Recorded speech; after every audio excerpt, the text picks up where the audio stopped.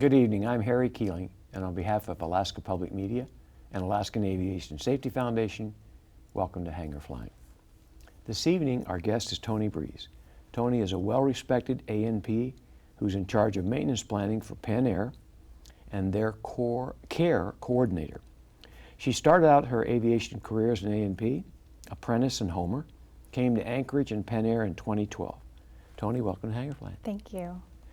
Toni, my first question is how and when did you first get interested in the aircraft maintenance career field? I bounced around with the idea for many, many years through another career. And when I moved back to Alaska in 2009, I went back and forth with my dad, talked about it, and decided that was the route I needed to go, tight-knit aviation group. And that's what I needed to finally pursue. Well, I've got to tell you, I think you're a great example of how women can succeed in all fields of aviation, including turning wrenches. Thank you. You and I talked about this, but I think it's kind of fascinating. I think you've got some thoughts on how women might even be better prepared than men in some areas. Sometimes. Talk about that. I think that when it comes to building things or fabrication, building hoses, anything that's kind of crafty, you might say, I think that we tend to excel at it in being very specific in how we do it.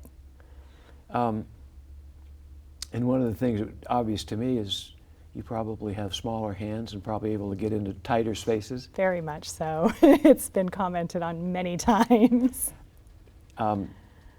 Any disadvantages? Sometimes just being a woman can be a disadvantage. There are still some old school people out there, and that can cause some hardships at times. Sometimes things are really heavy, and you have to figure out ways around that and getting some help or crafting some way to lift something up. But working as a team probably is good for anybody, regardless of gender. Absolutely. When I started out, I couldn't lift certain things, and a few years into it, I was throwing them into planes with ease. I mentioned to you earlier, I really think you're a role model. And I think, you know, our viewers, particularly out in Bush, Alaska, a lot of people interested in aviation careers.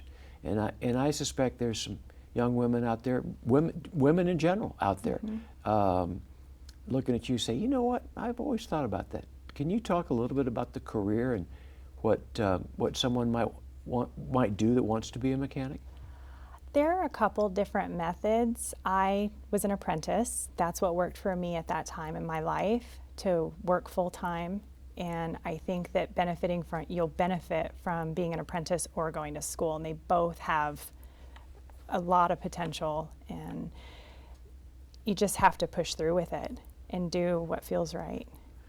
So talk a little bit about the apprentice program. How does someone become an apprentice? A lot of times it's with 135 operators, and they'll post within their company, they'll post with the Department of Labor in different situations like that. But then the 121 operators also, they post for helpers, shop helpers, not specifically calling an apprentice, but then after 2.5 to 3 years of work, they do require you to get your AMP and make sure you go through with the testing.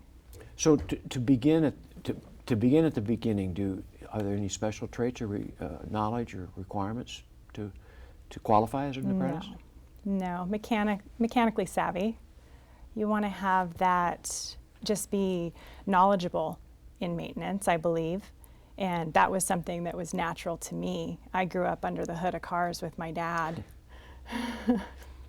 Well, I bet your dad and mom are very proud of you getting your A&P. They are. I want to have you back and talk a little bit more about the care team. Yes. Which you're the coordinator of, and I know you feel very passionate about it. But before we leave the first topic, any thoughts that you'd like to share with the folks out there about being around aviation, living in Alaska, being a woman mechanic? What comes to mind? That the aviation community in Alaska is one of the tightest knit groups I've ever been a part of. I'm very proud of that. And I think that if you have a passion for something like that, even if it's later in life and not right out of high school, that you pursue it, because it's really worth it. Well, I know there's folks out in the audience are sure glad to hear you say that. Thank you.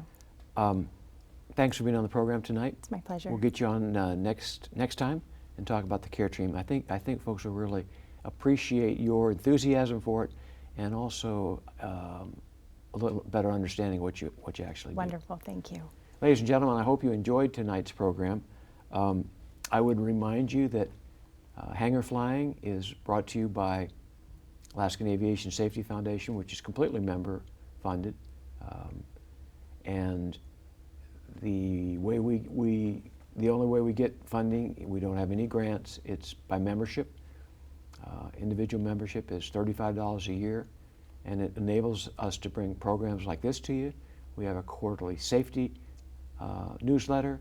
We have 2 safety seminars a year. One's coming up April 25th in Anchorage. It's the float seminar. We give 3 scholarships. Really encourage you to join if you haven't, and renew for 2015 if you've been a member in the past. Just go to our website, aasfonline.org. And until next time, fly safe.